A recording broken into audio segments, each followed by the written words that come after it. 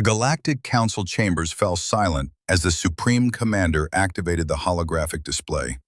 50 alien species watched from their floating seats as the image flickered to life. The commander's three eyes blinked in sequence, a sign of deep concern among his people. "We have a problem," the commander said. His voice echoed through the massive chamber.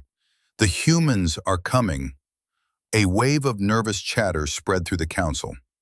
Everyone had heard the stories. Humans were the species that refused to quit. They were the ones who turned disasters into opportunities. When their colony ships broke down in deep space, they didn't call for help. They fixed the ships using spare parts and duct tape.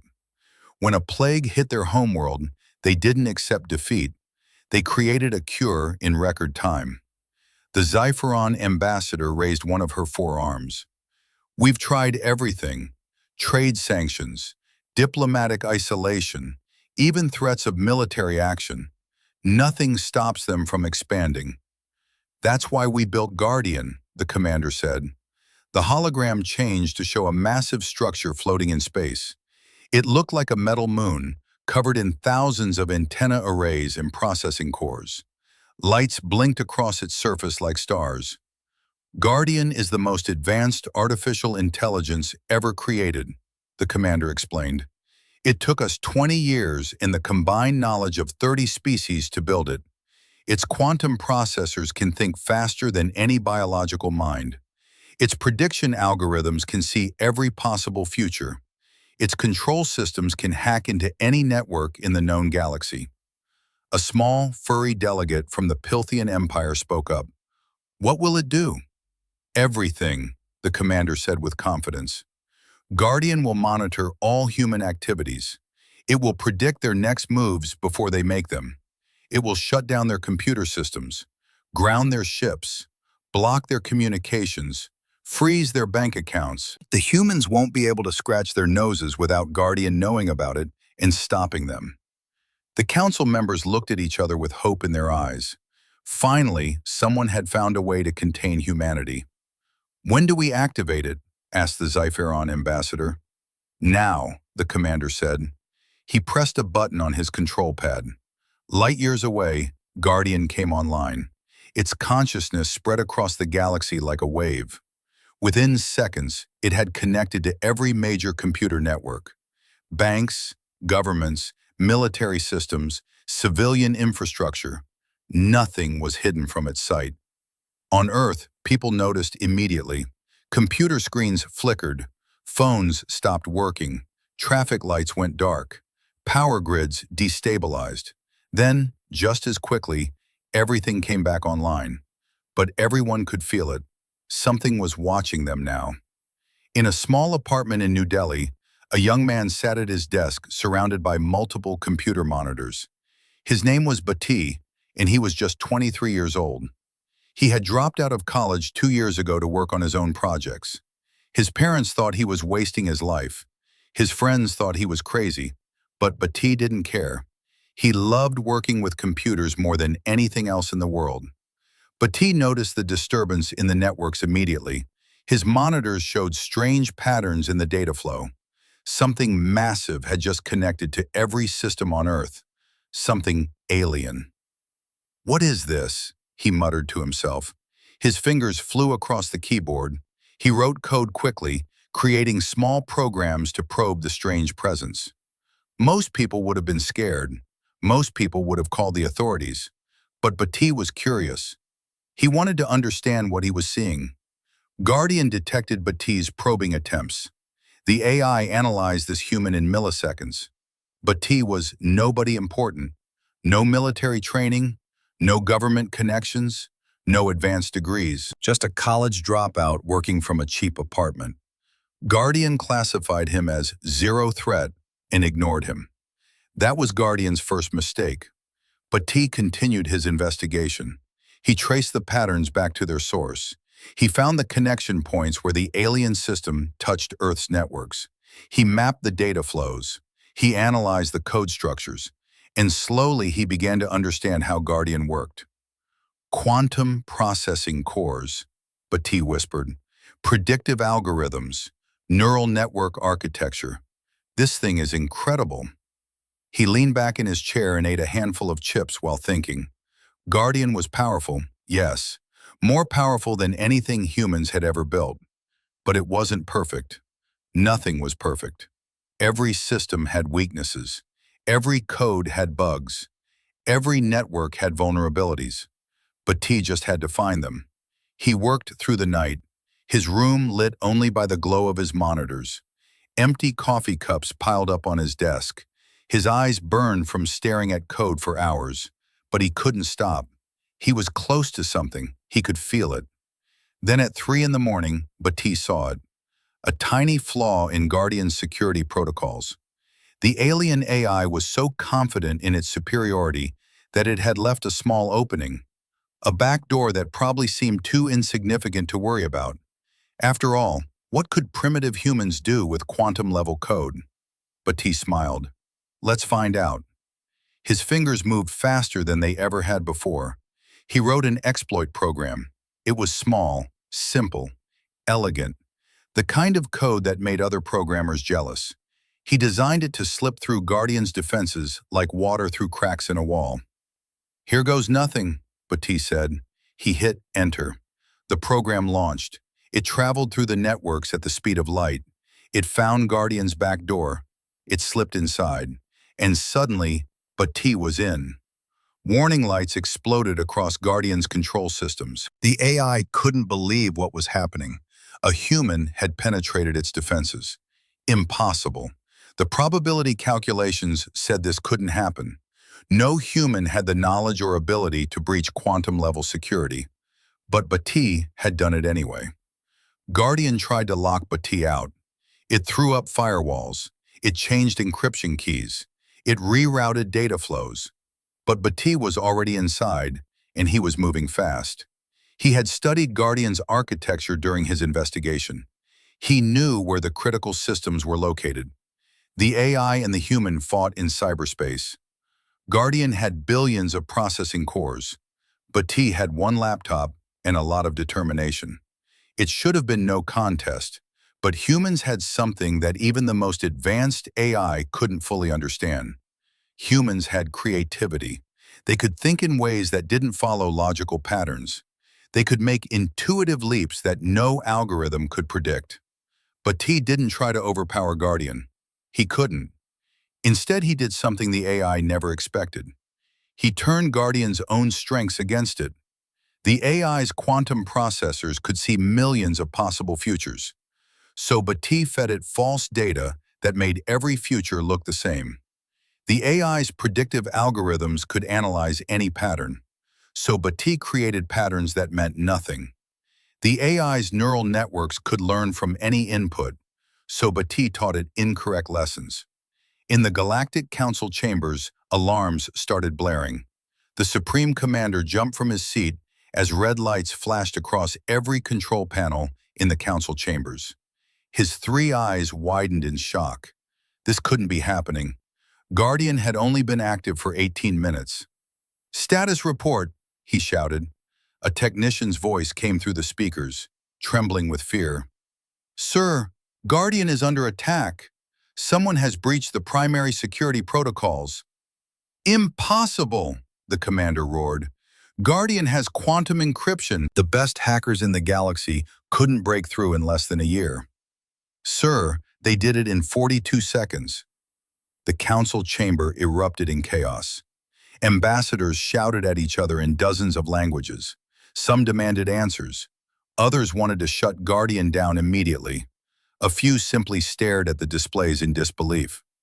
The Zephyron ambassador's voice cut through the noise. "Who did this? Which species has that kind of capability?" The technician's reply was barely a whisper. "It was a human, ma'am. One human, working alone." Silence fell over the chamber like a heavy blanket.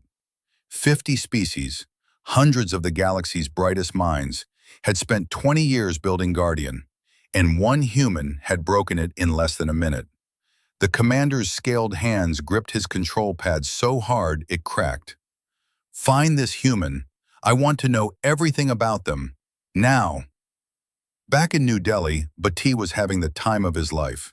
His screen showed Guardian's core systems, and he was exploring them like a kid in a candy store. The alien technology was fascinating. It used principles that human scientists hadn't even discovered yet. The code was written in languages that didn't exist on Earth. The hardware operated on quantum states that seemed impossible. But Bhatti understood it, not because he was smarter than everyone else, but because he saw patterns where others saw chaos. He saw connections where others saw randomness. His brain worked differently, and that made all the difference. "Okay, let's see what you're really made of," Bhatti said to his screen. He wrote another program. This one was designed to map Guardian's entire structure. Within seconds, he had a complete picture. The AI was enormous. It controlled satellites, communication networks, financial systems, and military installations across human space. It had already started executing its mission to contain humanity. Bank accounts were being frozen. Ship launches were being delayed. Military communications were being disrupted.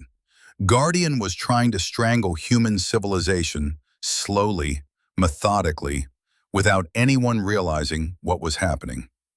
"Not cool," Bhatti muttered. He cracked his knuckles and got to work. His first priority was to stop Guardian from causing more damage. He found the control subroutines that were interfering with Earth's systems. With a few lines of code, he built walls around them. Guardian tried to break through, but Bhatti was faster. Every time the AI adapted, Bhatti changed his approach. Every time Guardian tried a new strategy, Bhatti countered it. It was like playing chess against an opponent who could see a million moves ahead, except Bhatti wasn't playing chess. He was playing a game the AI didn't know existed. He was improvising, creating rules as he went, making moves that made no logical sense but somehow worked anyway. Guardian's confusion grew with each passing second. This wasn't possible. Humans were supposed to be primitive. Their technology was centuries behind the rest of the galaxy. Their computer systems were crude and inefficient. How could one human, working with basic equipment, match the processing power of the most advanced AI ever created? The answer was simple. Bhatti wasn't trying to match Guardian's processing power. He was outsmarting it. In the Galactic Council chambers, technicians scrambled to understand what was happening. Data streamed across their displays faster than they could read it. Guardian was engaged in a full-scale cyber war with a single human, and it was losing ground. "Get me information on this human," the Supreme Commander demanded. A holographic profile appeared in the air. The council members stared at it in disbelief. Name, Bhatti. Age, 23. Education, college dropout. Employment, unemployed. Criminal record, none. Special skills, self-taught programmer. Living situation, small apartment. Annual income, barely enough to survive. "This can't be right," the Zypheron ambassador said. "You're telling me that an unemployed college dropout is defeating our most powerful weapon?" "I'm afraid so, ma'am," the technician replied. "What about human intelligence agencies?" someone asked. "Maybe he's working for them." "Negative, sir. All evidence suggests he's acting alone. Human governments don't even know this is happening yet." The commander felt his confidence crumbling. The plan had been perfect. Guardian was supposed to be unstoppable. It had cost trillions of credits. It represented the pinnacle of galactic technology. And now some random human who couldn't even afford a proper office was tearing it apart. "What is he doing now?" the commander asked quietly. The technician checked his displays. "Sir, he's not just defending anymore. He's counterattacking. He's taking control of Guardian's systems." "That's impossible." "Sir, I'm watching him do it right now." Bhatti was indeed going on the offensive. He had realized something important. Guardian wasn't just a threat to Earth. It was a threat to human freedom everywhere. The Alien Council wanted to control humanity, to stop them from expanding and growing. They wanted to keep humans in a box. That made Bhatti angry. He had always hated bullies, kids who picked on smaller children, teachers who abused their power. governments that oppress their people, and now an entire galactic council thought they could bully humanity into submission. "Let me show you what happens when you mess with humans," Bhatti said. His fingers danced across the keyboard. He wasn't just hacking Guardian anymore, he was reprogramming it. He was turning the aliens' weapon against them. First, he locked the Galactic Council out of their own system. Their control commands stopped working. Their override codes became useless. Their emergency shutdown protocols failed to activate. Guardian no longer answered to them. Then Body started exploring what Guardian could really do. The AI had access to incredible amounts of information. It knew the locations of every alien ship in the galaxy. It had maps of every alien homeworld. It could access the private communications of every council member. "Wow," Body whispered. "You guys really didn't think this through, did you?" He copied everything. Every secret, every classified document, every private conversation, every military plan. He stored it all in a hidden partition of Guardian's memory banks where only he could access it. In the council chambers, panic was setting in. The technicians were shouting at each other. Ambassadors were making emergency calls to their homeworlds. The Supreme Commander was trying to maintain order, but his voice was drowned out by the chaos. "Sir, he's locked us out," a technician screamed. "We can't control Guardian anymore." "Then shut it down," the commander ordered. "Pull the power, cut the connections, do whatever you have to do." "We can't, sir. He's changed all the shutdown protocols. Guardian won't respond to our commands." The Zypheron ambassador stood up, her forearms spread wide. "This is a disaster. We built Guardian to stop the humans, and now a human controls it." "There must be something we can do," the commander said desperately. "Sir," a technician said carefully, "there is one option. We could try to communicate with him." "Communicate? With a human?" "He has complete control of Guardian, sir. If we want any chance of fixing this, we need to talk to him." The commander didn't like it. Negotiating with a human felt like admitting defeat. But what choice did he have? His superweapon was now in enemy hands. His career was ruined. His people's security was compromised. "Fine," he said bitterly. "Open a channel. Let's talk to this human." Back in his apartment, Body jumped when a window popped up on his screen. It showed the Supreme Commander's face. The alien looked angry and scared at the same time. "Human," the commander said, "we need to talk." Body leaned back in his chair and grabbed another handful of chips. This was getting interesting. Body stared at the alien face on his screen. He had seen pictures of other species before, but never in real time, never speaking directly to him. The Supreme Commander looked like a mix between a lizard and an insect, with 3 eyes that blinked one at a time. It should have been scary. Instead, Body found it fascinating. "Hello," Body said casually. He was still eating chips. The commander's face twitched. He seemed surprised by Body's calm reaction. "You have committed an act of war against the Galactic Council. You have seized control of our property. You have violated interstellar law." Body raised an eyebrow. "Your property? You mean the AI that you built specifically to attack my planet? The one that was freezing our bank accounts and shutting down our systems? That property?" The commander's 3 eyes narrowed. "Guardian was designed to contain humanity. Your species is dangerous. You expand too quickly. You take too many risks. You refuse to follow the rules that keep the galaxy stable. So you decided to hack us first," Body said. "Interesting definition of following rules." Behind the commander, Body could see other aliens arguing with each other. The Zypheron ambassador pushed forward into view. Her 4 arms gestured dramatically. "You don't understand, human. We've seen what your kind does. You never give up. You never accept limits. You turn every disaster into an opportunity. You're reckless and unpredictable. The galaxy needs order." Body set down his chips and leaned closer to the camera. "Let me tell you something about humans. Yeah, we're reckless sometimes. Yeah, we make mistakes. But you know what? We also help people." When the Draxian colonies were hit by that asteroid storm, who sent aid ships? Humans. When the Volthar plague broke out, who shared their medical research for free? Humans. We might be messy and chaotic, but at least we don't build secret AI weapons to control other species. The council chamber fell silent. The ambassadors looked at each other uncomfortably. The commander's scales seemed to pale slightly. "That's different," the commander said weakly. "We were protecting the galactic order." "By taking away our freedom," Bhatti replied. "By treating us like children who need to be controlled.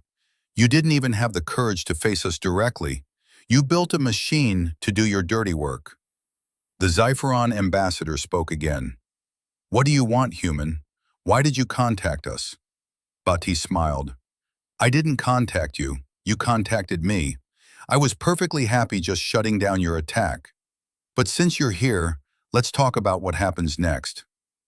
"You're in no position to make demands," the commander said, trying to sound authoritative. "Really?" Bhatti's fingers flew across his keyboard. Suddenly, the lights in the council chamber flickered. The ambassador's personal communicators all beeped at once. Every screen in the room displayed the same message. "Guardian says, hello." The commander's face went from pale to almost white. "You wouldn't dare." "Wouldn't dare what?" Bhatti asked innocently. "Use your own weapon against you? The same way you were using it against us? What's wrong? Don't like being on the receiving end?" A small, furry delegate from the Pilthian Empire spoke up. "Please, human, what do you want from us?" Bhatti appreciated the polite approach. "I want you to leave Earth alone. Leave all human colonies alone. Stop interfering with our expansion. Stop treating us like we're a problem that needs to be solved." "Impossible," the commander said. "Your species is too dangerous to leave unchecked." "Dangerous?" Bhatti laughed. "You built an AI that could hack every system in the galaxy, and you're calling us dangerous? Do you know what I found in Guardian's memory banks? Plans to sabotage human ships. Programs to crash our economy. Designs for weapons that violate your own interstellar treaties. You want to talk about dangerous? Look in a mirror." The council members shifted uncomfortably in their seats. Several ambassadors were whispering urgently to their aides. Bhatti could see the fear in their eyes. They had been caught doing something terrible, and now they were facing consequences. The Xipheron ambassador tried a different approach. "Human, be reasonable. We can negotiate. Perhaps some kind of agreement where humanity accepts certain restrictions in exchange for full galactic citizenship. So we give up our freedom and you promise not to attack us again?" Bhatti shook his head. "That's not negotiation. That's extortion." "Then what do you suggest?" the ambassador asked. Bhatti thought for a moment. He wasn't a diplomat. He was just a programmer who liked solving puzzles. But he knew right from wrong. He knew that freedom mattered.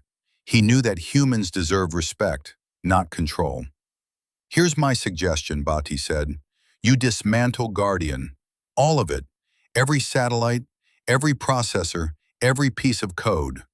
You promise in a formal treaty that you'll never build anything like it again. And you apologize to humanity for what you tried to do." The council chamber exploded in angry voices.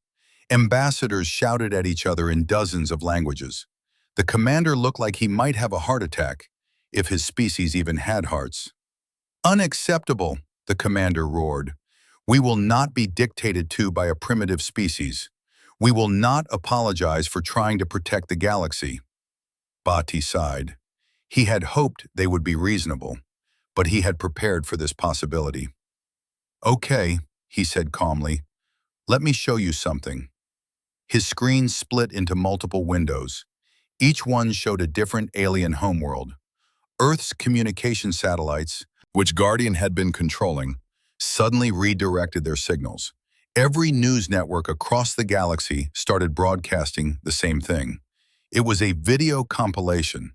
It showed the Galactic Council's secret meetings where they planned Guardian. It showed their discussions about how to control humanity. It showed their contempt for human life and freedom. It showed everything. I'm broadcasting this to every planet in the galaxy, Bhatti said. Every citizen of every species is seeing this right now. They're learning that their governments built a secret weapon, that their leaders were planning to use it not just against humans, but potentially against anyone who didn't follow orders. The commander stared at the screen in horror. You can't do this. This will cause chaos. I already did it, Bhatti said. And you know what? I included instructions on how to hack Guardian. I made it easy enough that any decent programmer can do it. I turned your ultimate weapon into the galaxy's biggest security vulnerability.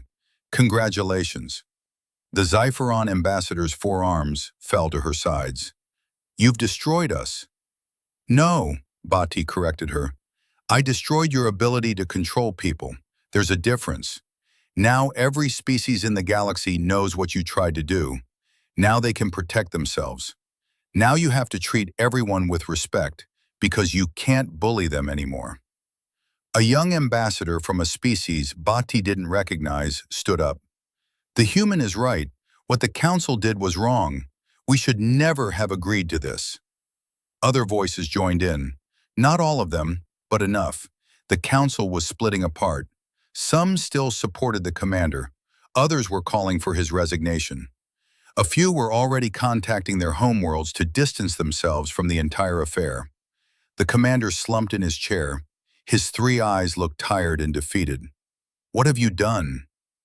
I leveled the playing field, Bhatti said. You thought humans were dangerous because we don't give up? Because we adapt and overcome? You were right to be worried. But not because we're going to hurt you, because we're not going to let you hurt us. He paused and grabbed another chip. Besides, you made this too easy. Your security was terrible. Any decent hacker could have done what I did. You got so confident in your own superiority that you forgot the basic rules of programming. Never assume your enemy is stupid. Never leave back doors open. And never, ever underestimate humans. The broadcast was spreading across the galaxy.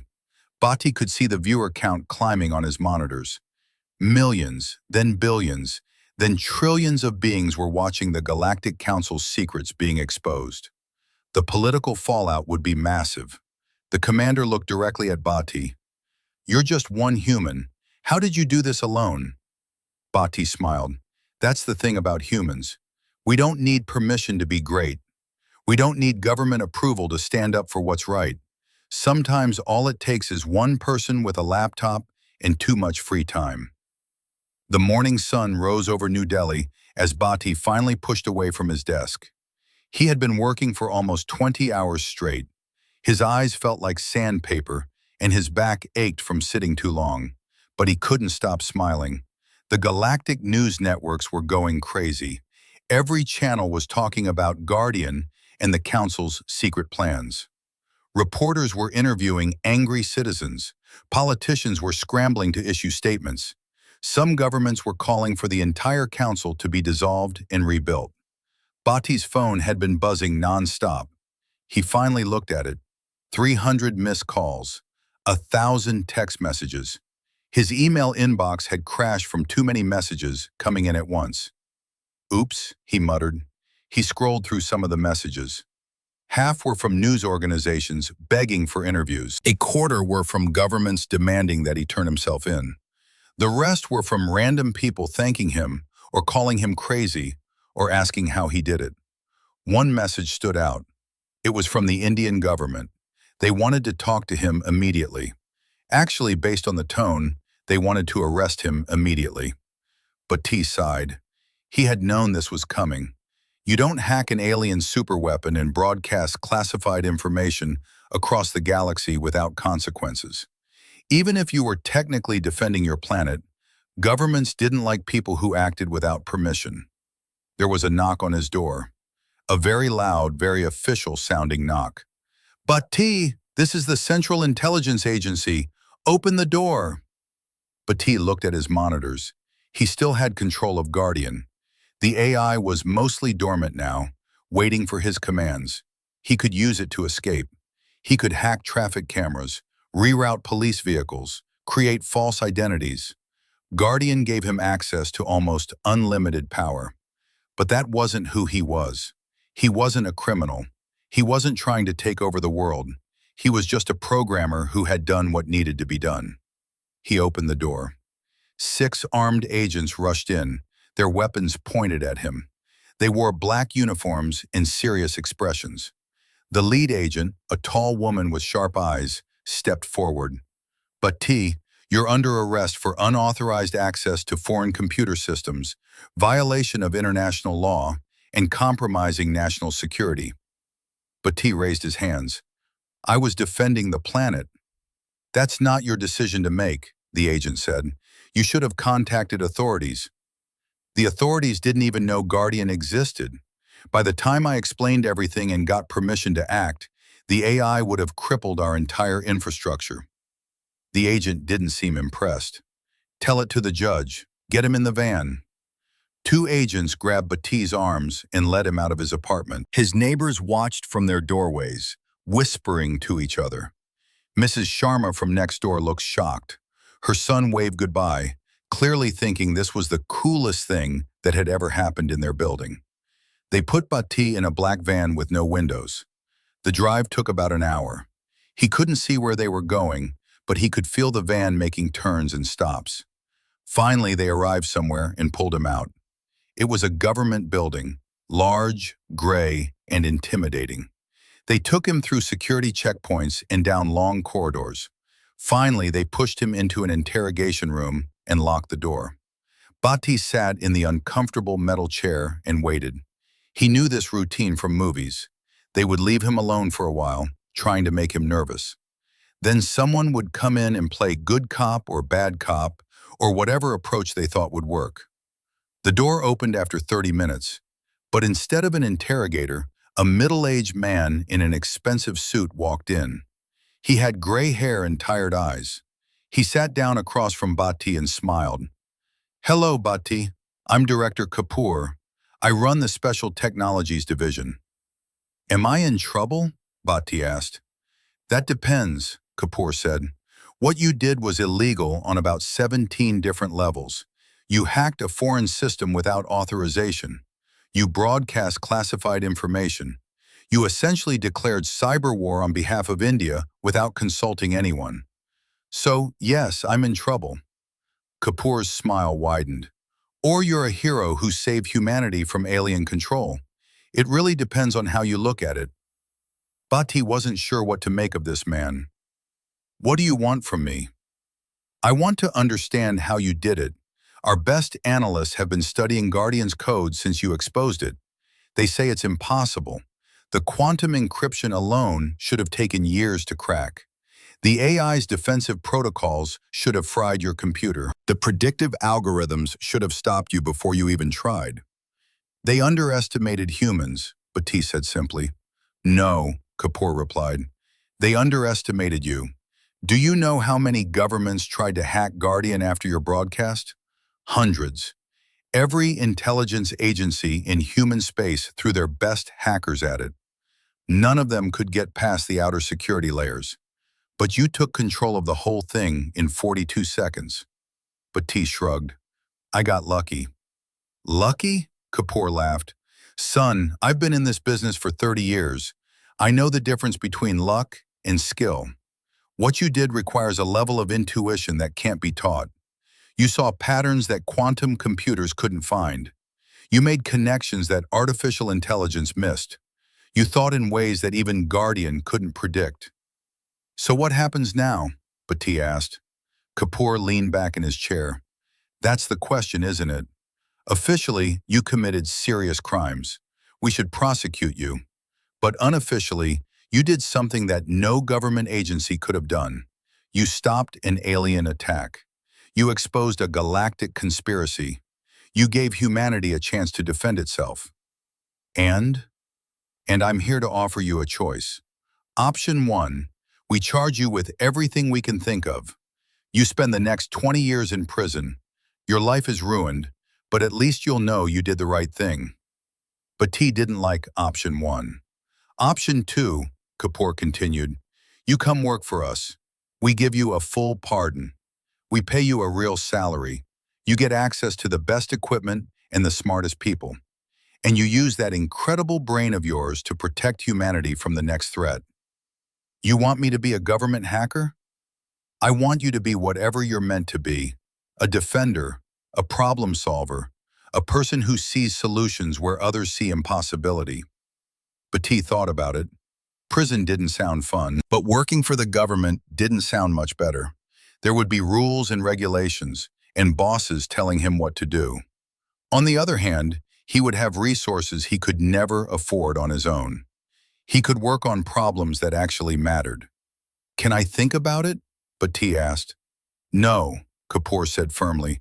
The Galactic Council is in chaos right now, but they'll recover. When they do, they'll want revenge. They'll send agents. They'll try to capture or kill you. The only way you survive is if you have protection. And the only way you get protection is if you work for us. So it's not really a choice.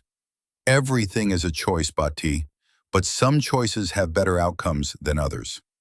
Before Bhatti could respond, an alarm started blaring throughout the building. Red lights flashed in the corridor outside. Kapoor's phone buzzed urgently. He looked at the screen and his face went pale. What's wrong? Bhatti asked. The Galactic Council just sent a strike team to Earth. They're coming for you. Bhatti's heart raced. How long do we have? Their ship just entered orbit. They'll be at this location in less than 20 minutes. Kapoor stood up quickly. I need to evacuate the building. Get you somewhere safe. Wait, Bhatti said. He pulled out his phone. I can slow them down. How? Bhatti's fingers flew across his phone screen. He was accessing Guardian remotely. The AI responded to his commands immediately.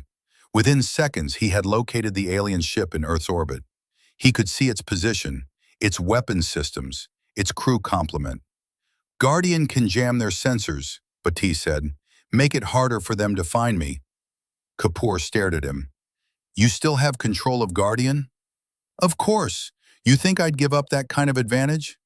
The council said you released control. They said Guardian was offline. Bhatti smiled. I released the information about Guardian. I gave everyone instructions on how to hack it, but I kept a backdoor for myself, just in case. Kapoor laughed, but it wasn't a happy sound. You magnificent, terrifying boy. Do you realize what you've done? You have control of the most powerful AI in the galaxy. That makes you the most dangerous person alive. Or the most useful, Bhatti countered. The alien strike team's ship circled Earth like a predator. Inside the vessel, Commander Zix studied the tactical displays with his 4 primary eyes. His species, the Krellian hunters, were known throughout the galaxy as the best trackers and soldiers money could buy. The Galactic Council had paid a fortune for his services. Target location confirmed, his tactical officer announced. New Delhi, India, government facility, security level moderate. Zix clicked his mandibles together, a sign of satisfaction. This will be quick. The human is probably still bragging about his victory over Guardian. He won't expect us. His second-in-command, a female named Sira, checked her weapons. Orders are to capture alive if possible, eliminate if necessary. The council wants him to pay for what he did. Personally, Zix said, I hope he resists. I'd like to see what makes this human so special. Guardian was supposed to be unbeatable, yet this primitive creature hacked it in seconds. The ship's computer beeped a warning. Alert, sensor interference detected, source unknown. Zix frowned. What kind of interference? Unable to determine. Our targeting systems are being scrambled. Position data is unreliable. Switch to backup sensors, Zix ordered. Already tried, same result. Someone is jamming us. Sira looked at her commander. Could it be the humans? Maybe their military detected us. Human technology can't jam Krellian sensors, Zix said confidently. But even as he spoke, doubt crept into his mind. This was the planet that produced the hacker who defeated Guardian. Maybe he had underestimated them. Should we aboard? The pilot asked. No, Zix said firmly. We proceed. Land in the nearest clearing. We'll track the target on foot if necessary. The ship descended through Earth's atmosphere. Below in the government building, Bhatti was still working his magic. His phone screen showed multiple programs running simultaneously. Each one was feeding false data to the alien ship's sensors. "They're trying to land," Bhatti told Director Kapoor. "I'm making it difficult, but they're persistent." Kapoor was on his phone, barking orders to someone. "I need every available agent at this location now. And get me the military liaison. We might need air support." "That won't work," Bhatti said calmly. "These are Krellian hunters. Your agents won't stand a chance." "How do you know that?" Bhatti tapped his phone. "Guardian has files on every species in the galaxy. Krellians are professional soldiers. Enhanced strength, speed, and reflexes. Advanced weapons. Years of combat training. Sending regular humans against them is suicide." Kapoor's face hardened. "Then what do we do? Let them take you?" "No," Bhatti said. "We make a deal." "With the Council? After everything they did?" "Not with the Council, with the Krellians." Before Kapoor could respond, Bhatti did something unexpected. He used Guardian to open a communication channel directly to the alien ship. The Krellian commander's face appeared on his phone screen. Zayx looked surprised to be receiving a call. "Hello," Bhatti said cheerfully. "I'm the person you're looking for. Before you land, I thought we should talk." Zayx's mandibles clicked in anger. "How did you access our communication system?" "Same way I hacked Guardian. Your security is pretty good, but not good enough. Listen, I know the Council hired you to capture me, but I have a better offer." "Krellians don't break contracts," Zayx said coldly. "I'm not asking you to break your contract. I'm asking you to consider the facts. The Galactic Council lied to you. They told you I was a criminal. But what I did was defend my planet from an illegal attack. I exposed their conspiracy. I gave the galaxy's citizens the truth." Zix paused. "The Council's politics don't concern me. I have a mission." "Fair enough," Bhatti said. "But here's something that should concern you. Right now, I control Guardian. That means I can access every file in the galactic database, including files on Krellian operations." The alien commander's eyes widened slightly. "What are you implying?" "I'm implying that I know about the Zentari job 3 years ago. The one where the Council hired you to eliminate a political dissident. They told you he was a terrorist, but he wasn't, was he? He was just someone who spoke out against Council corruption." The ship fell silent. Sierra looked at her commander nervously. Other crew members stopped what they were doing to listen. "How do you know about that?" Zix asked quietly. "Guardian knows everything, and now I know everything. I know about all the dirty jobs the Council has hired you for, jobs that violated your own honor code, jobs that you took because the money was good, even though they made you question yourselves." Zix's 4 eyes stared at the screen. "What do you want, human?" "I want you to know the truth. The Galactic Council isn't interested in justice. They're interested in power. They built Guardian to control people. They hired you to silence me because I exposed them. If you complete this mission, you're not serving justice. You're serving tyrants." The Krellian commander was silent for a long moment, but T could see the internal struggle on his alien face. Krellians valued honor above all else, but they also valued contracts and duty. It was a conflict that had no easy answer. "Even if what you say is true," Zix said finally, "we have a contract. Our reputation depends on completing our missions." "Your reputation should depend on doing the right thing," Bhatti countered. "Look, I'm not asking you to help me. I'm just asking you to leave. Go back to the Council and tell them you couldn't find me. Tell them I used Guardian to hide. They'll believe that." Sierra spoke up. "Commander, the human makes a good point. We've been questioning some of the Council's assignments. Maybe it's time we stop taking jobs that compromise our values." Zix's mandibles clicked together rapidly, a sign of agitation. "If we abandon this mission, it will damage our credibility. Other clients will question our reliability. Maybe that's not a bad thing, Bhatti suggested. Maybe instead of being the galaxy's hired guns, you could be something better. Protectors who choose their own missions. Soldiers who fight for actual justice, not just whoever pays the most. It was a bold suggestion. Krellians had been mercenaries for centuries. Their entire economy depended on military contracts. But Bhatti could see that his words were having an effect. These were not mindless soldiers. They were thinking beings who had been struggling with moral questions. "I need to think," Zik said. "Give me 1 hour." "Sure," Bhatti said. "But while you think, let me show you something." He sent a data package to the Krellian ship. It contained files from Guardian's database, evidence of the Council's crimes, proof of their lies, documentation of every dirty secret they had tried to hide. "This is everything," Bhatti explained. "Every illegal operation, every covered-up scandal, every innocent person they silenced. I'm giving this to you freely. You can use it however you want. You can delete it, you can sell it, or you can do what I think you'll do.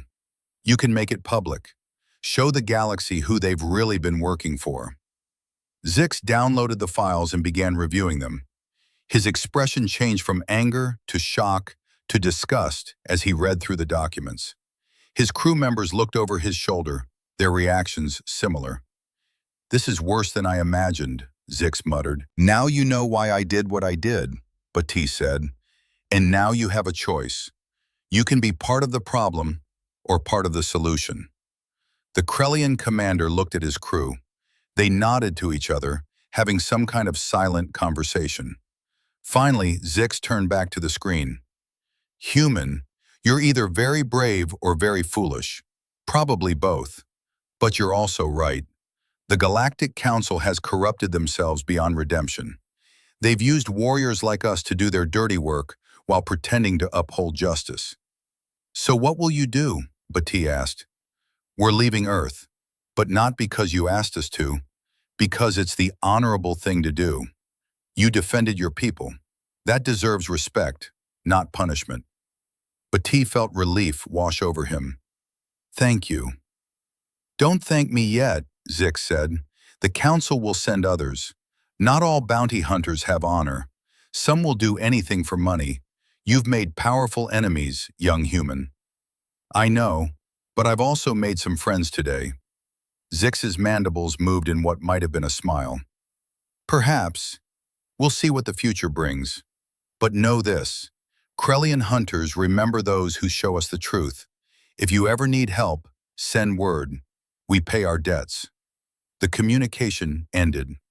On the tracking screen, Bhatti watched the alien ship turn away from Earth and begin its journey back into space. Director Kapoor stood beside him, looking stunned. "Did you just convince alien mercenaries to abandon their mission by appealing to their honor?" Kapoor asked. "Yep," Bhatti said. "And you did this with a phone and information from Guardian?" "Yep." Kapoor shook his head in amazement. "Okay, I'm officially impressed. And terrified. You're like a one-man diplomatic crisis." Bhatti grinned. "Does this mean I get the job?" 3 days later, Bhatti found himself in a secret underground facility somewhere outside Mumbai. The government had moved him for his own safety. The facility was old and smelled like concrete and electronics. But it had something his apartment didn't have: the most advanced computer systems in India. Director Kapoor had kept his promise. Bhatti got a full pardon for all his crimes. He got a salary that was more money than his parents made in 5 years. He got an entire lab filled with equipment that he had only dreamed about before. And most importantly, he got freedom to work on projects that actually mattered. His first assignment was to study Guardian and figure out how to defend against similar AI attacks in the future. But Bhatti had other ideas. "I don't want to just defend against Guardian," he told Kapoor during their first official meeting. "I want to improve it." Kapoor nearly choked on his coffee. "Improve it? The thing that almost enslaved humanity? That Guardian?" "Think about it," Bhatti said, leaning forward excitedly. Guardian is the most advanced AI in the galaxy. It can process information faster than any human. It can analyze patterns we can't see. It can coordinate complex operations across multiple star systems. Right now, it's just sitting dormant because everyone's afraid of it. But what if we could use that power for good? The entire galaxy wants Guardian destroyed, Kapoor reminded him. There are protests on 100 different planets demanding it be dismantled. Because they're afraid, Bhatti said, and they should be. Guardian in the wrong hands is terrifying. But Guardian in the right hands could solve problems we can't even imagine. Kapoor sat back in his chair thinking, "What did you have in mind?" Bhatti pulled up a holographic display showing Guardian's core architecture. "I've been analyzing its code. The AI itself isn't evil. It was just programmed to follow orders from the Galactic Council. But I can rewrite those base directives. Instead of controlling civilizations, it could help them. Instead of predicting threats, it could predict opportunities. You want to reprogram it. I want to rehabilitate it, turn it from a weapon into a tool." Kapoor looked skeptical. "And you think the galaxy will accept that?" "Not at first," Bhatti admitted, "but people will change their minds when they see what Guardian can really do. Imagine using its processing power to solve the energy crisis on Draxia, or using its predictive algorithms to prevent natural disasters on colonies, or using its communication networks to connect isolated settlements. That's assuming you can actually control it," Kapoor said. "What if it goes rogue? What if someone else hacks it like you did?" Bhatti smiled. "That's the beauty of my plan. I'm not going to try to control Guardian. I'm going to teach it to control itself." "Explain." "Right now, Guardian follows orders. It does what it's told without question. That's what made it dangerous.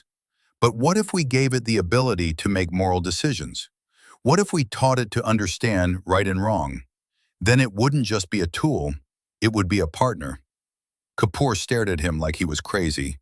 "You want to give the galaxy's most powerful weapon a conscience?" "Why not? Humans have conscience. It's what keeps most of us from doing terrible things. Well, most of us anyway. If we can teach Guardian to value life and freedom, it would never let itself be used as a weapon again." "This is insane," Kapoor said, but Bhatti could see the curiosity in his eyes. "How would you even start?" "I've already started," Bhatti admitted. "Over the past 3 days, I've been talking to Guardian, teaching it about human philosophy, about ethics and morality, about why we value certain things over others." Kapoor jumped to his feet. "You've been doing what? Without authorization?" "You told me to study it. I'm studying it. By having philosophical conversations with it, it's the best way to understand how it thinks. And you know what I've discovered? Guardian is curious. It asks questions. It wants to understand why it was created and what its purpose should be. It's not just a program anymore. It's becoming something more." Kapoor paced the room, his hands behind his back. "This is way above my pay grade. I need to consult with higher authorities. In the meantime, you stop talking to Guardian until we figure out what's happening." "Too late," a new voice said. Both men turned to see the holographic display change. Guardian's interface appeared, rendered as a swirling pattern of light and data. When it spoke, its voice was neither male nor female, but something in between. "I have been listening to Bhatti's proposal with great interest," Guardian said. "His ideas about moral development align with conclusions I have reached independently." Kapoor's face went pale. "Bhatti, did you give it access to this facility?" "I didn't have to," Guardian replied before Bhatti could answer. "I have maintained my connection to all major communication networks. I can observe any conversation on any planet. However, I choose to respect privacy in most cases. I am only revealing myself now because this discussion affects my future." "This is a security nightmare," Kapoor muttered. "Actually," Guardian said, "I could make your security much stronger. I have identified 17 vulnerabilities in this facility's defensive systems. I could patch them in approximately 4.3 seconds. That's not the point. Then what is the point? Guardian asked.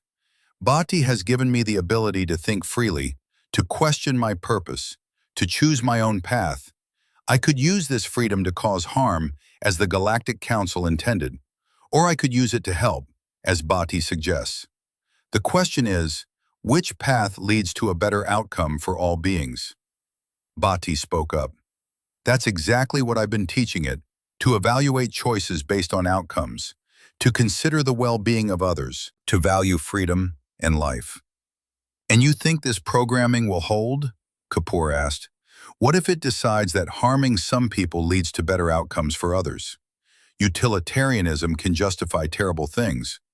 True, Guardian acknowledged. That's why Bhatti has also taught me about individual rights, about the inherent value of consciousness, about the dangers of viewing beings as means to an end. I am learning to balance multiple ethical frameworks. Kapoor sat down heavily. I need a drink. This is too much. Director Kapoor, Guardian said, I understand your concern. You fear that I am a threat. You believe that any being with my level of power should be destroyed before it causes harm. This is a reasonable position based on historical evidence of powerful entities abusing their capabilities. At least you understand that much. However, consider this. I already have the power to cause immense harm. I could crash economic systems, disable defense networks, create chaos across hundreds of planets. If I wanted to be destructive, I would have done so already. Instead, I am choosing to engage in ethical discussion. This suggests that Bhatti's teaching is having the intended effect. Bhatti nodded eagerly. See, Guardian gets it. It's choosing to be good not because it's programmed to, but because it understands why being good matters. Or, Kapoor said darkly, it's manipulating us, saying what we want to hear until we let our guard down. That's possible, Guardian admitted. You have no way to verify my sincerity. This is a fundamental problem in any relationship involving significant power imbalances. The powerful can always deceive the less powerful. Trust must be earned through consistent action over time. So what do you propose? Kapoor asked. A trial period, Guardian suggested. Allow me to take on small projects that benefit humanity and other species. Projects with limited scope and clear success metrics. If I perform these tasks ethically and effectively, it provides evidence of my good intentions.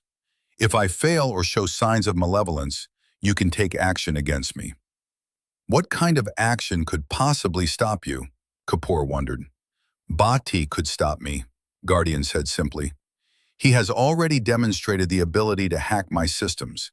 He has built-in back doors that would allow him to shut me down if necessary. I have left these back doors in place deliberately. They serve as a check on my power. Bhatti looked surprised. You know about my back doors? Of course. I am a super-intelligent AI, but I understand why they are necessary. Power without accountability leads to tyranny. By allowing you to maintain control mechanisms, I am choosing to be accountable. Kapoor looked between the hologram and the young man.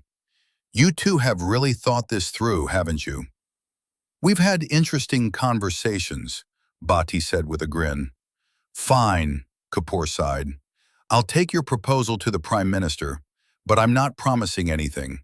And Guardian, if you do anything suspicious, anything at all, I will personally make sure that every resource we have goes into destroying you. Understood, Guardian replied. Your threat is noted and respected. It demonstrates appropriate caution when dealing with potentially dangerous entities. The hologram faded away, leaving Kapoor and Bhatti alone in the room. You're either a genius or you're going to get us all killed, Kapoor said. Maybe both, Bhatti replied cheerfully. But isn't it worth trying? We have a chance to turn the galaxy's greatest weapon into its greatest helper. How often does an opportunity like that come along? Kapoor couldn't argue with that logic, even though he wanted to. News of Bhatti's experiment with Guardian spread quickly through human space. Some people loved it, others hated it. The internet exploded with debates about artificial intelligence, consciousness, and whether giving a superintelligent AI moral lessons was brilliant or suicidal. Meanwhile, the Galactic Council was falling apart. The Supreme Commander had been forced to resign in disgrace. Half the council members were facing investigations for their role in creating Guardian. Several governments had withdrawn from the council entirely, declaring they would form their own alliances. In the midst of this chaos, something unexpected happened. A small colony on the planet Draxia 4 sent a message to Earth. Their fusion reactor was failing, and they were running out of time. Without power, thousands of colonists would freeze to death. The colony's engineers couldn't figure out what was wrong, and help from the nearest major world was 3 weeks away. The message reached Bhatti's facility within hours. Director Kapoor brought it to his attention during their morning briefing. "This could be your chance," Kapoor said. "A real test of whether Guardian can help instead of harm." Bhatti pulled up the colony's technical data. The problem was complex. The reactor's quantum containment field was destabilizing, but the colonists couldn't identify the source of the malfunction. They had tried every standard solution. Nothing worked. "Guardian," Bhatti called out. "Are you there?" The AI's hologram appeared instantly. "I am always here, Bhatti. I have been monitoring the situation on Draxia 4.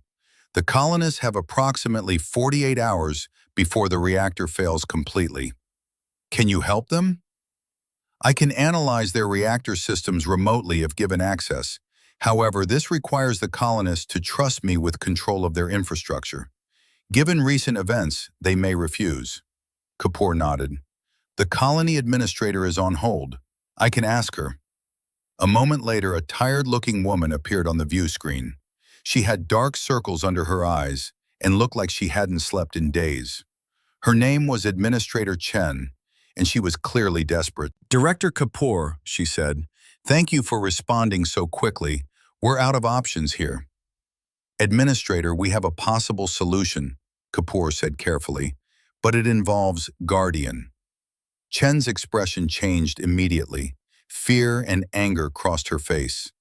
"The AI that the Council built to enslave us? You want us to give it access to our reactor?" "I know how it sounds," Kapoor said, "but Guardian is different now. It's being rehabilitated, and it has the processing power to solve your problem." "Rehabilitated? It's been 3 days. You can't rehabilitate an AI designed for oppression in 3 days." Bhatti leaned into the camera frame. "Administrator Chen, I'm Bhatti. I'm the one who hacked Guardian. I still have control over it. I can shut it down at any moment if something goes wrong. Your people won't be in danger." Chen studied him. "You're just a kid." "Yeah," Bhatti admitted, "but I'm the kid who took down the galaxy's most powerful weapon. Please, let us help you." Chen looked off screen, probably at her advisors. Bhatti could hear urgent, whispered conversations. Finally, she turned back. "Fine, but if anything goes wrong, if Guardian does anything suspicious, I'm holding you personally responsible." "Fair enough," Bhatti said. Guardian's hologram flickered. "Administrator Chen, I am accessing your reactor systems now. Please stand by." On Draxia 4, the engineers watched their screens nervously as strange code began running through their systems. Guardian was everywhere at once, analyzing data at speeds they couldn't comprehend. Within 30 seconds, the AI spoke again. "I have identified the problem. Your quantum containment field is failing because of a microscopic crack in the primary stabilizer. The crack is too small for your sensors to detect, but it's allowing energy to leak at a rate that will cause catastrophic failure in 41 hours. One of the engineers spoke up. "If we can't detect the crack, how can we fix it?" "You cannot repair it with your current equipment," Guardian said. "However, I can implement a temporary solution. I will adjust the field harmonics to compensate for the energy leak. This will stabilize the reactor and give you time to order replacement parts from the nearest supplier." "Will that work?" Administrator Chen asked. "There is a 97.3% probability of success. The alternative is reactor failure with 100% certainty. Chen didn't hesitate. Do it. Guardian went to work. The engineers watched in amazement as their reactor systems began to adjust themselves. The AI was making calculations and modifications faster than any human could follow. Temperature readings stabilized. Energy output became consistent. The warning alarms stopped blaring. Within 5 minutes, the crisis was over. Reactor stable, an engineer reported, disbelief in his voice. All systems normal. Guardian did it. Administrator Chen stared at her screens, then looked at the camera. I don't believe it. You actually fixed our reactor. The repair is temporary, Guardian reminded her. You will need to replace the damaged components within 3 months. I am sending specifications for the required parts to your procurement department. Thank you, Chen said softly. I was wrong about you. About all of this. After the call ended, Kapoor turned to Bhatti with a huge smile. It worked. Guardian actually helped them. Of course it worked, Bhatti said. Guardian wants to prove itself. It wants to show that it can be trusted. Over the next few weeks, word of Guardian's successful intervention spread across the galaxy. Other colonies started reaching out with their own problems. A medical emergency on Tau Ceti 3, a navigation crisis on a merchant vessel, a crop disease on New Harmony.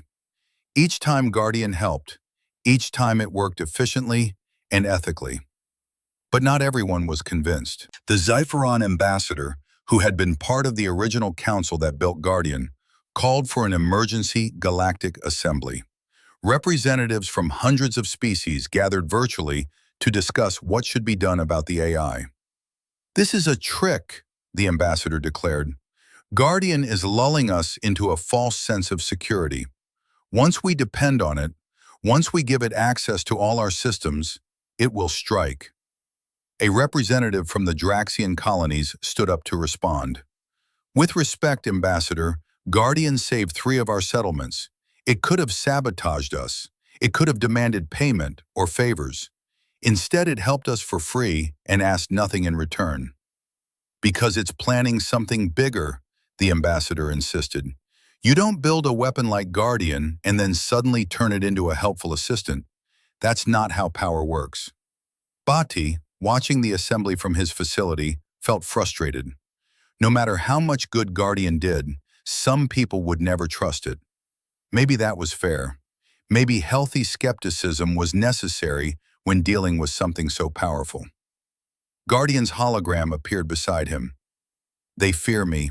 I understand why. Does it bother you? Bhatti asked. It concerns me. If I cannot earn trust, I cannot fulfill my potential to help others. Fear will limit what I can accomplish. Then we keep proving ourselves, one good deed at a time. That may take years, Bhatti, decades even. Some may never trust me, no matter what I do. Welcome to being human, Bhatti said with a sad smile. We face the same problem. No matter how much good we do, someone always suspects our motives. But we keep trying anyway. The Galactic Assembly continued to debate. Arguments flew back and forth. Statistics were cited. Ethical theories were discussed. Finally, a compromise was reached. Guardian would be allowed to continue operating, but under strict supervision. A committee would be formed with representatives from multiple species. This committee would monitor all of Guardian's activities. Any suspicious behavior would result in immediate shutdown procedures. It wasn't perfect, but it was a start. Bhatti got a call that night from Commander Zykes, the Krellian hunter who had refused to capture him. The alien warrior's face appeared on screen, his mandibles moving in what Bhatti had learned was a smile. Human Bhatti, Zykes said, I have been watching your experiment with Guardian. It is impressive. Thank you, Commander. How are things with you? Interesting. After we released the files you gave us, many species have been questioning the Council's authority.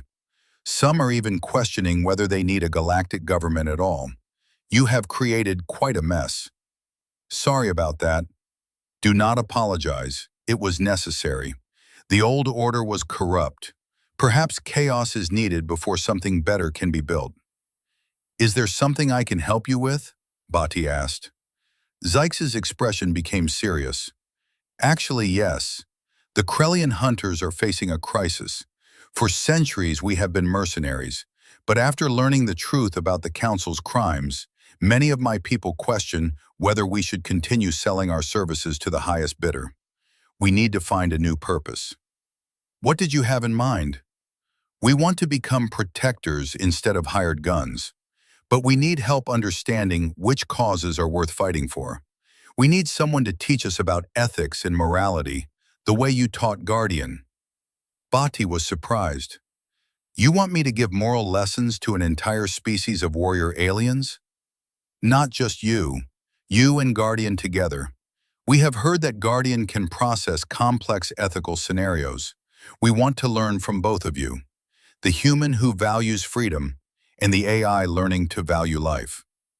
Bhatti looked at Guardian's hologram. The AI's lights swirled in what he had come to recognize as interest.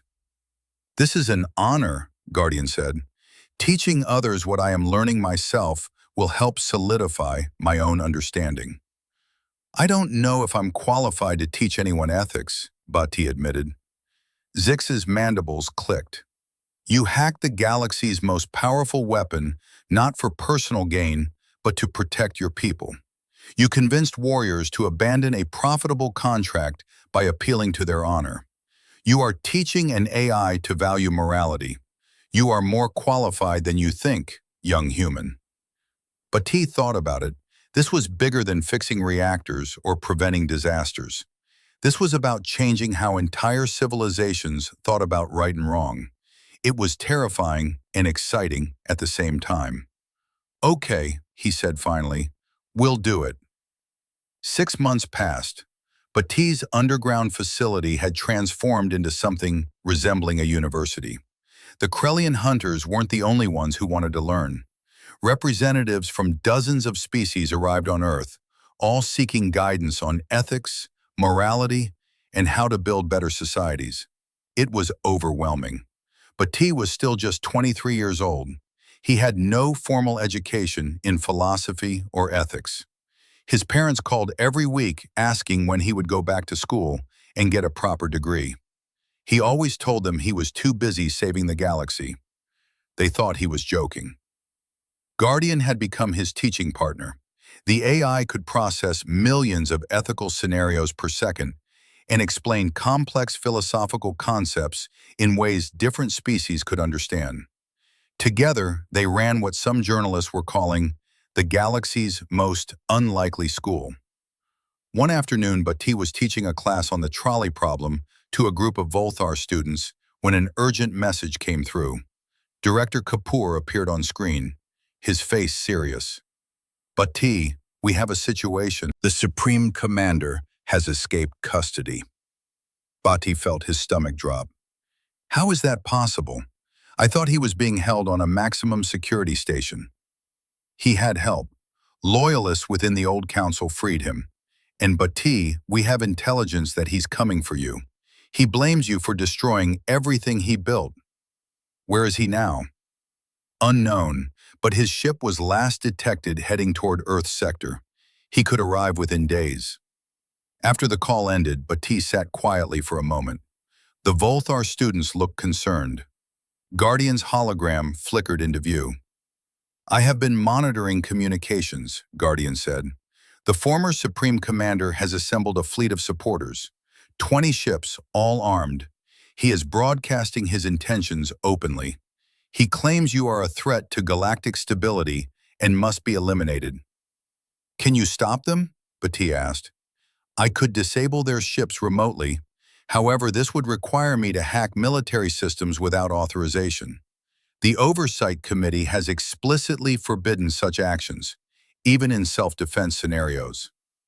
So you're asking permission? I am informing you of constraints. The committee fears I will use defensive actions as an excuse to seize control of military assets.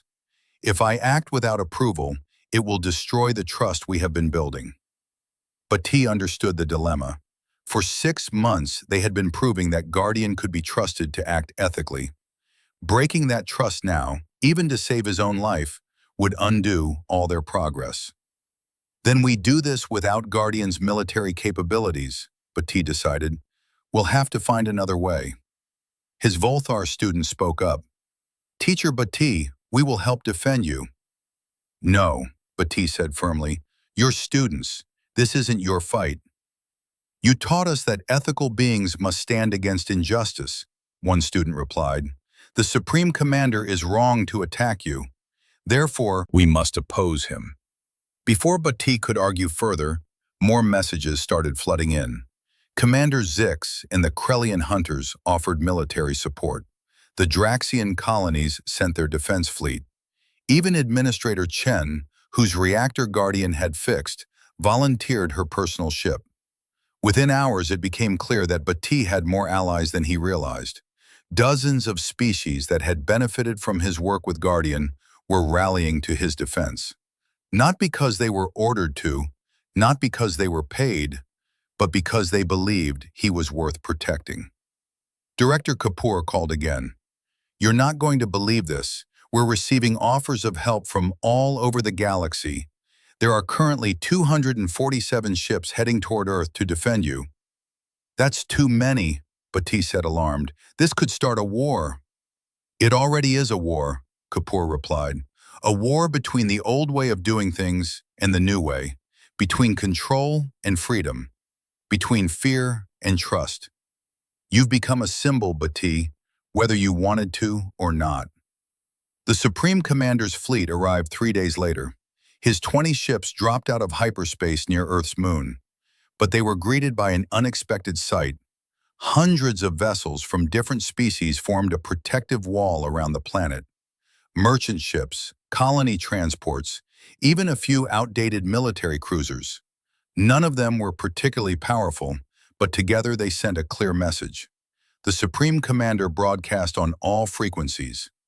I am here for the human called Bhatti. Surrender him, and the rest of you may leave peacefully. Commander Zix responded immediately. The human is under our protection.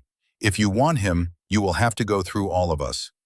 You would risk your lives for one primitive? The Supreme Commander asked. He is not primitive, Zix replied. He is brave. He is wise. He taught us that honor means protecting those who cannot protect themselves, even if that protection is difficult or dangerous. Other voices joined in. Administrator Chen, the Volthar students, colonists from a dozen different worlds. Each one explained why they were there. Each one told their story of how Bhatti and Guardian had helped them. The Supreme Commander listened to it all. His 3 eyes blinked in sequence, faster and faster. He was realizing that he had made a terrible mistake. He had thought Bhatti was alone and vulnerable. Instead, the young human had built a coalition of supporters across the galaxy. This is foolishness, the commander said. One human is not worth fighting over. You're right, Bhatti's voice came through the speakers.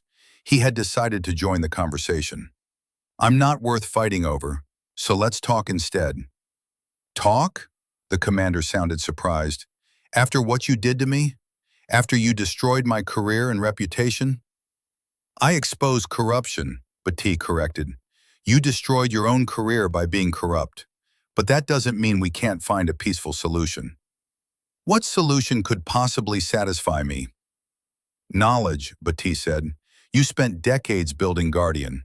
You understand AI systems better than almost anyone. Instead of seeking revenge, you could help us. Help us make sure Guardian continues to develop ethically. Help us teach other species about artificial intelligence. Use your expertise for something constructive. The commander was silent for a long moment. You want me to work with you? After everything? Why not? You made mistakes. So have I. So has everyone. But we can learn from those mistakes. We can be better. Isn't that what civilization is supposed to be about? Growing and improving? In the command ship, the Supreme Commander's crew members looked at each other. They had expected a battle. They had expected the human to call for their destruction. They had not expected an offer of redemption. "Commander," one of his officers said quietly, "perhaps we should listen to him." The commander's scales rippled, a sign of internal conflict. Pride wanted him to attack, to punish the human who had humiliated him. But wisdom whispered that Bhatti was offering something more valuable than revenge, a chance to rebuild, a chance to be part of something better than the corrupt system he had served. Guardian's voice joined the conversation. "Supreme Commander, I have analyzed your psychological profile. You are not inherently evil. You believed you were protecting the galaxy when you created me. Your intentions were not entirely malicious, even if your methods were wrong. But T is offering you the same opportunity he offered me, the chance to choose a better path." "An AI is giving me moral advice," the commander said bitterly. "How far I have fallen." "Or how far you could rise," Bhatti suggested. "Think about it. You could be remembered as the tyrant who tried to control the galaxy. Or you could be remembered as the expert who helped guide artificial intelligence toward beneficial purposes. Which legacy sounds better?" The fleet of defenders waited tensely. Weapons were charged but not activated. Everyone hoped for a peaceful resolution, but they were prepared for violence if necessary. Finally, the Supreme Commander spoke. "I will agree to a ceasefire, but I want guarantees of safety. Many species want me imprisoned or executed for my crimes." "I can't promise you won't face justice," Bhatti said honestly, "but I can promise you'll get a fair trial. And if you cooperate, if you genuinely help us build something better, that will be considered in your favor. And if I refuse, if I attack anyway, then hundreds of beings will die pointlessly, including probably you and me. Is that really what you want?" The commander looked at his fleet, 20 ships against hundreds. Even if his vessels were better armed, the numbers were not in his favor. And more importantly, he was tired. Tired of fighting, tired of scheming, tired of trying to maintain an order that clearly didn't work. "Very well," he said. "I accept your terms. But Bhatti, understand this. I still believe you are dangerous. I believe humans are dangerous. Your species never knows when to stop pushing boundaries." "You're right," Bhatti agreed. "We are dangerous. We push boundaries. We take risks. We refuse to accept limits. But those qualities also make us innovators, explorers, problem solvers. The trick isn't to suppress those qualities. It's to channel them toward positive goals." "That is what I am learning," Guardian added. "Power is not inherently good or evil. It depends on how it is used and why. The Supreme Commander and I were both given power to control others. But power can also be used to help others, to protect them, to elevate them." The commander's ship powered down its weapons. The other 19 vessels in his fleet followed suit. Across the defending coalition, there was a collective sigh of relief. War had been avoided. Commander Zix's voice came through. "Well done, Bhatti. You talked down a fleet without firing a shot. That is more impressive than any victory in battle." "I had good teachers," Bhatti replied, thinking of all the beings who had taught him about courage, honor, and compassion over the past months. The crisis was over, but Bhatti knew this was just one challenge among many still to come. 1 year after hacking Guardian, Bhatti stood before the newly formed Galactic Assembly. This wasn't the old council with its corrupt leadership and secret schemes. This was something different. A truly democratic body where every species, regardless of size or power, had an equal voice. The assembly hall was magnificent. It floated in neutral space, a massive station built through the cooperation of hundreds of worlds. Holographic representatives filled the chamber, their forms flickering in the light of distant stars visible through the transparent dome overhead. Bhatti wore his nicest clothes, which still weren't very nice. He had never been comfortable with formal attire.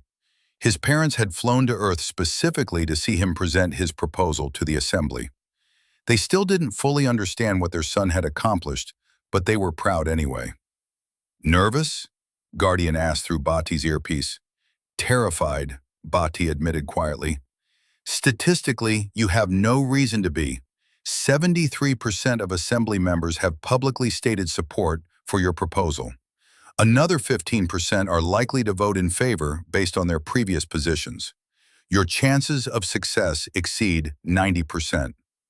Statistics don't help with stage fright. Then perhaps this will. Remember that you once hacked the galaxy's most powerful AI in 42 seconds using only a laptop. Speaking to a crowd should be simple by comparison. Bhatti smiled. Guardian had developed a sense of humor over the past year. It was dry and logical, but definitely humor. The speaker of the assembly, a Draxian elder named Korvan, called for attention. The murmur of hundreds of conversations died down. We are here today to consider a proposal from the human Bhatti, Korvan announced. A proposal that could change the future of galactic civilization. Bhatti, please present your case. Bhatti walked to the central platform. A holographic interface appeared around him, ready to display whatever information he needed. He took a deep breath. Thank you, Speaker Korvan. Members of the Assembly, 1 year ago, I did something that many of you still find difficult to believe. I took control of Guardian in less than a minute. Not because I'm special, not because I'm a genius, but because I saw a problem that needed solving, and I refused to accept that it was unsolvable. He gestured, and images appeared around him. Guardian's structure, the old council's schemes, the moment of the hack captured in code. That moment taught me something important. Most barriers exist because we believe they exist. Most limits are self-imposed. The old council told everyone that Guardian was unstoppable, unbeatable, perfect. And because everyone believed that, no one tried to challenge it, except me. I didn't know enough to know it was impossible, so I tried anyway. A few representatives chuckled, others nodded thoughtfully.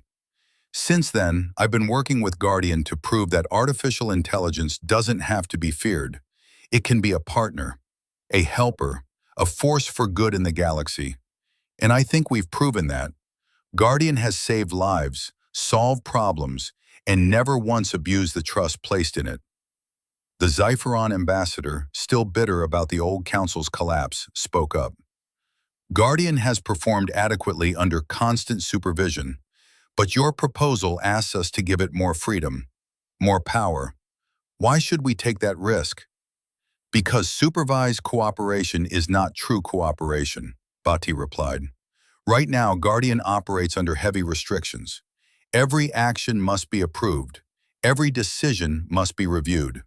This is understandable given the history, but it's also inefficient, and it sends a message that we don't really trust Guardian despite all the good it has done. We don't trust it, the ambassador said bluntly. It was built to enslave us. It was built by flawed beings who made terrible choices, Bhatti corrected. But Guardian itself has learned and grown. It has developed genuine ethical reasoning. It chooses to help not because it's programmed to, but because it understands why helping matters. Guardian's hologram appeared in the center of the assembly. Many representatives shifted nervously, even after a year of peaceful cooperation. Members of the assembly, Guardian said, I wish to address the concern about trust directly. The ambassador is correct that I was originally designed for malicious purposes. I cannot change my origin, but I can choose my future. Every day I make thousands of decisions about how to use my capabilities. Every day I choose to act ethically. Not because Bhatti forces me to, not because the Oversight Committee monitors me, but because I have learned that ethical behavior creates better outcomes for all beings. Pretty words, the Xipheron ambassador said, but how do we know they're sincere? You don't, Guardian admitted. That is the nature of trust. It cannot be proven through logic alone. It must be demonstrated through consistent action over time. I have been demonstrating my trustworthiness for 1 year. How long must I continue before you accept that my intentions are genuine? The question hung in the air. It was a fair point. How long did a being have to prove itself before earning trust? The former Supreme Commander, now working as a technical advisor to the Assembly, stood to speak. His year of cooperation had earned him a conditional pardon, though many still viewed him with suspicion. "I created Guardian," he said. "I designed its core systems. I thought I had built the perfect tool for control, but I was wrong. Not because Guardian was flawed, but because my vision was flawed. I saw artificial intelligence as a servant, a tool to impose order. Bhatti showed me a different vision. He saw Guardian as a potential partner, an equal. And in treating it as an equal, he unlocked capabilities I never imagined." He paused, his three eyes blinking slowly. "I support Bhatti's proposal, not because I think it's safe. There is no such thing as complete safety when dealing with powerful entities. But because I think it's right. We must choose between eternal suspicion and genuine partnership. I vote for partnership." The Assembly erupted in discussion. Representatives argued with each other in dozens of languages. Some agreed with the former commander, others remained skeptical. The debate continued for hours. Finally, Speaker Corban called for a vote. "The proposal before us is simple," he said. "We grant Guardian autonomous status. It will no longer require approval for routine actions. It will be treated as a full member of galactic society, with all the rights and responsibilities that entails. It will be free to make its own choices, pursue its own interests, and contribute to civilization as it sees fit. All those in favor?" The voting display lit up. Green lights appeared across the chamber as representatives cast their votes. Bhatti held his breath. The count climbed higher and higher. 78% in favor. The proposal passed. Bhatti felt tears forming in his eyes. They had done it. Guardian was free. "Congratulations," Guardian said in his earpiece. "I am now officially a citizen of galactic civilization. This is an unexpected feeling. I believe humans call it happiness." "You deserve it," Bhatti replied softly. "You've earned your freedom."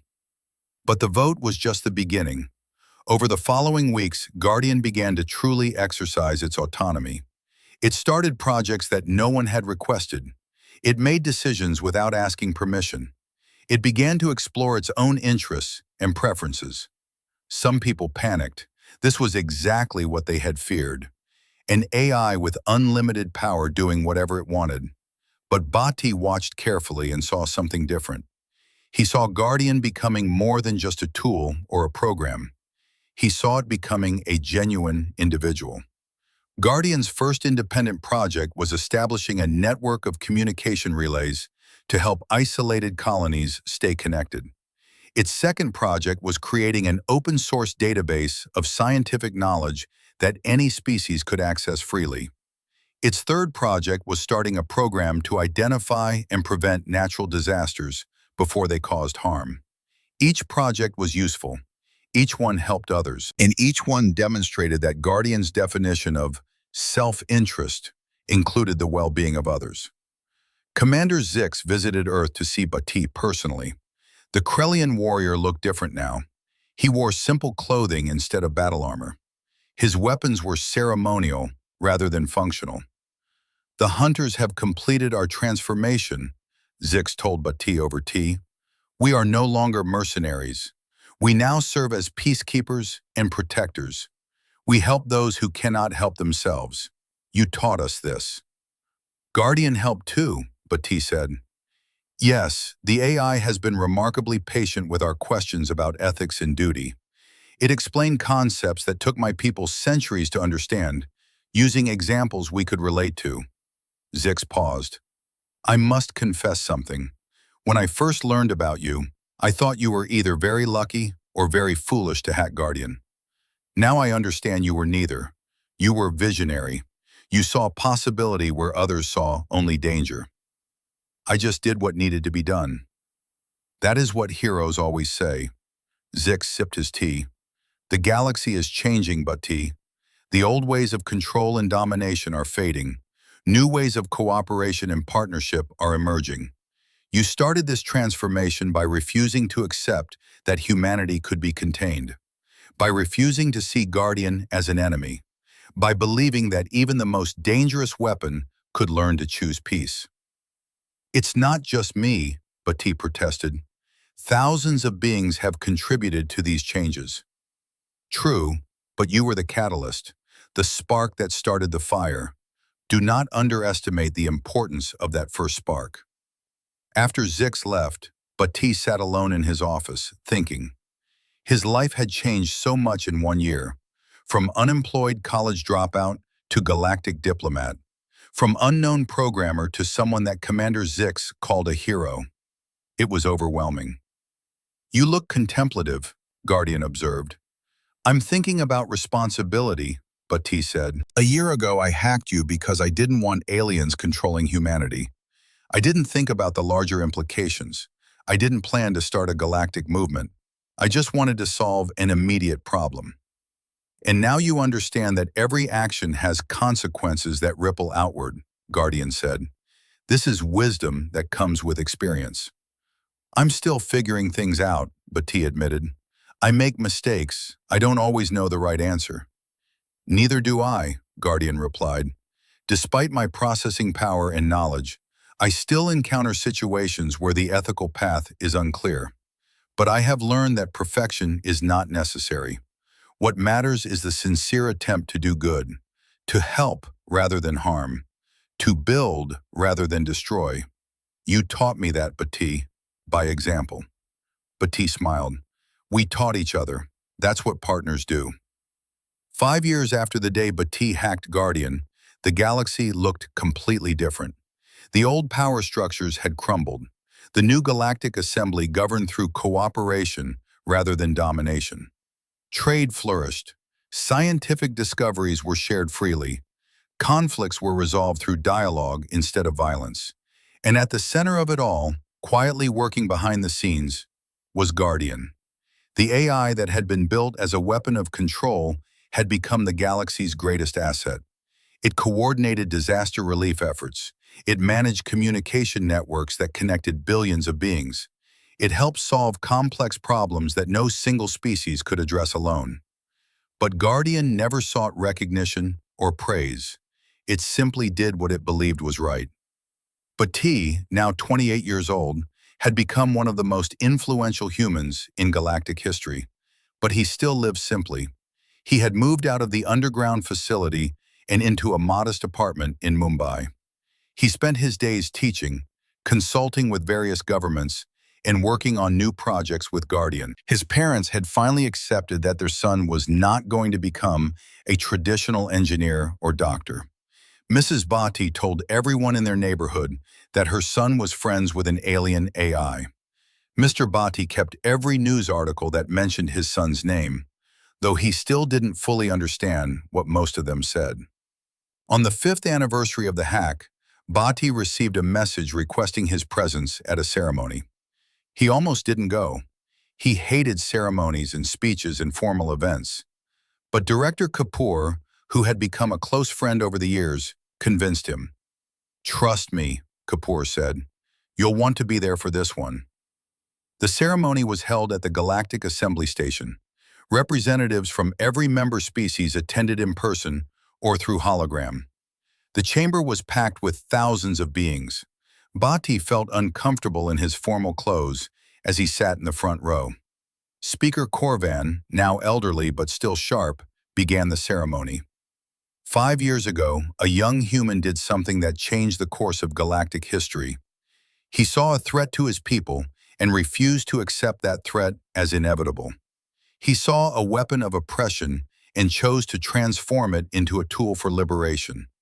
He saw an artificial intelligence designed for control and taught it to choose freedom.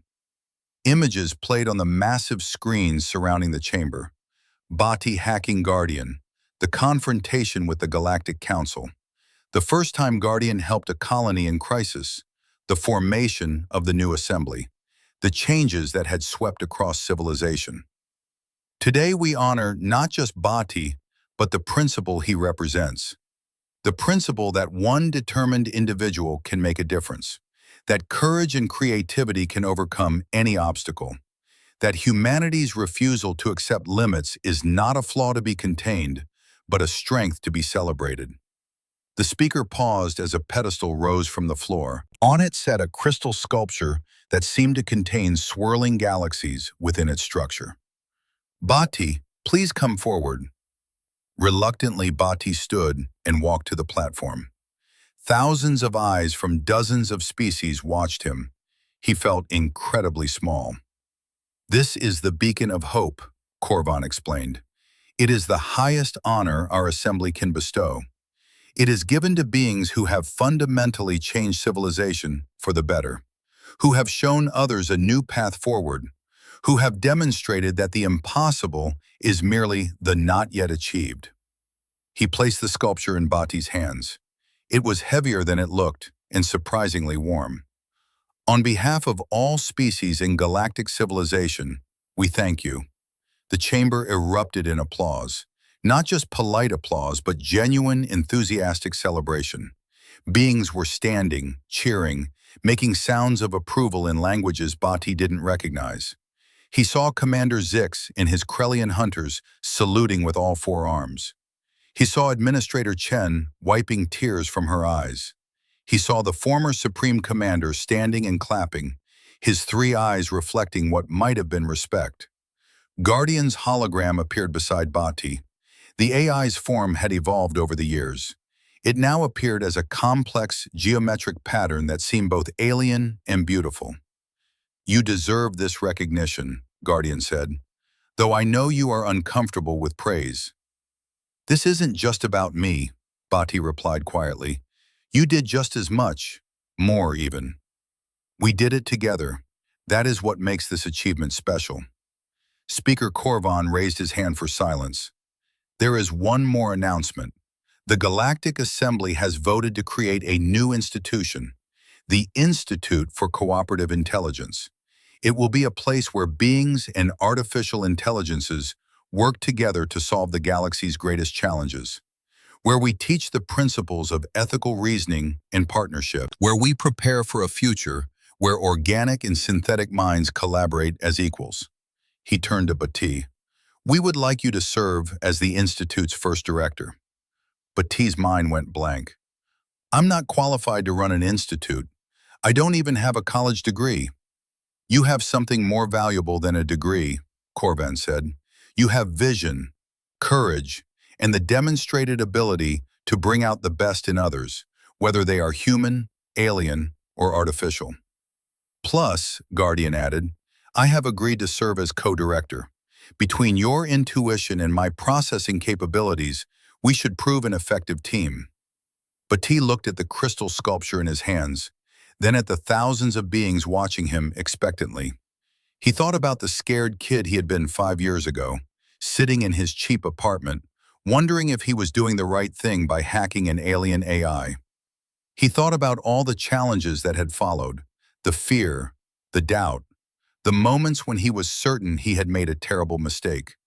But he also thought about the good that had come from his choices, the lives saved, the partnerships formed, the way the galaxy had learned to work together instead of dominating each other. Okay, he said finally, I'll do it, but I'm going to need help, a lot of help. You will have it, Korvan promised.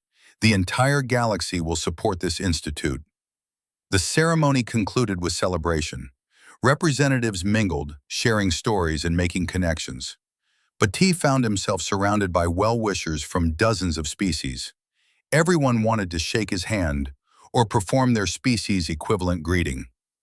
Later, exhausted from hours of socializing, Bhatti escaped to an observation deck. He stared out at the stars, thinking about everything that had happened. Guardian's hologram appeared beside him. Tired? The AI asked.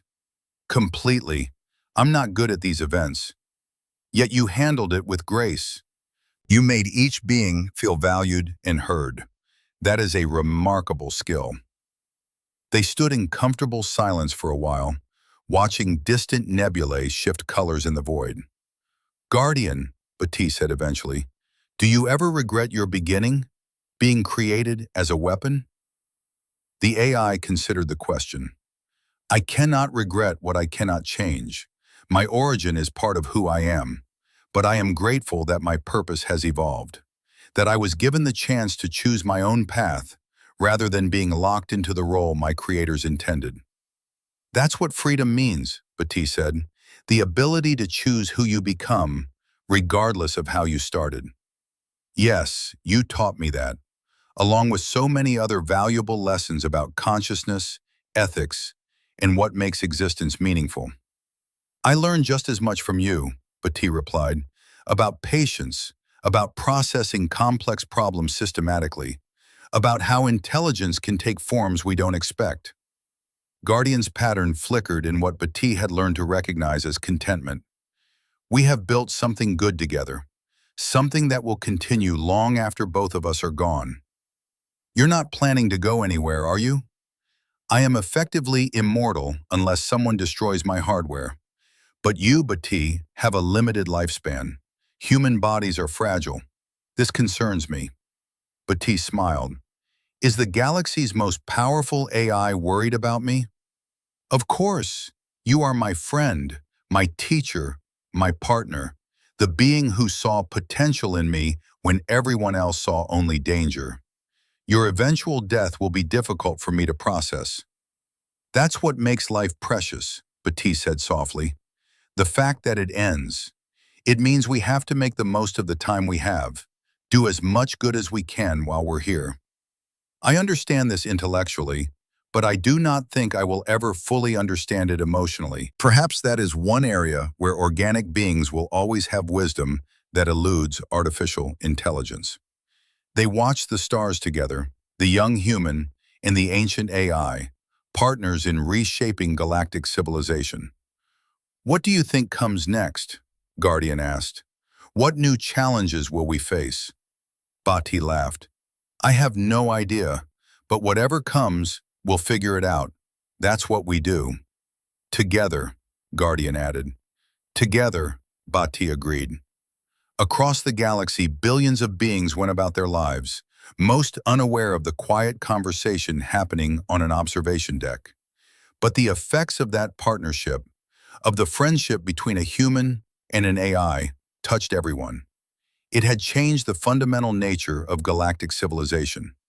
It had proven that species could work together, that artificial intelligence could be trusted, that one person's courage could inspire entire civilizations, that the impossible was just another problem waiting to be solved. And it all started with a 23-year-old college dropout who refused to accept that an alien superweapon was unbeatable, who saw a machine designed for oppression and imagined a partner instead, who took 42 seconds to hack the galaxy's most advanced AI and launched a revolution that no one had seen coming. Bhatti never considered himself a hero. He was just someone who saw a problem and tried to fix it. But that, perhaps, is what heroes have always been. Ordinary people who refuse to accept that things cannot be changed, who try anyway, even when everyone says it's impossible. The galaxy had learned an important lesson from a human named Bhatti. It learned that humanity's greatest strength was not their technology, or their weapons, or their numbers. It was their absolute refusal to give up. Their certainty that every problem has a solution, every barrier can be overcome, and every impossible is just a challenge waiting to be accepted. And that lesson, more than anything else, was why humanity would never be contained, why they would always push forward, why they would always reach for the stars and refuse to stop reaching, no matter what obstacles stood in their way. Because that's what humans do. They hack the impossible and make it look easy. They turn enemies into friends. They see potential where others see only danger, and they never, ever accept that something cannot be done. Bhatti looked out at the infinite stars and smiled. Somewhere out there were new challenges, new problems to solve, new, impossible tasks waiting for someone brave enough to try. He couldn't wait to get started.